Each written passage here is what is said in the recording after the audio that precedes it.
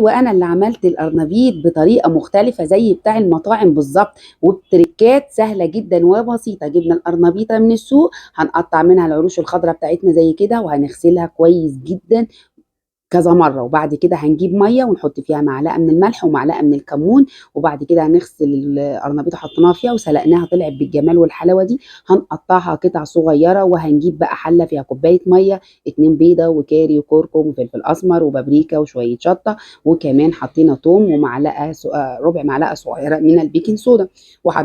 هننزل عليهم بنص كوبايه من الدقيق، وبعد كده هنقلبهم بالمضرب كل دوت مع بعض، وهننزل عليه بشبت وبقدونس وكزبره مقطعين وقطع صغيره زي ما انتم شايفين كده. عملنا الخلطه الجباره بتاعتنا دي بتاعه القرنبيط. تقدري تعمليها مع بطاطس كمان معصوره، بطاطس مسلوقه ومقشرينها بالشكل ده.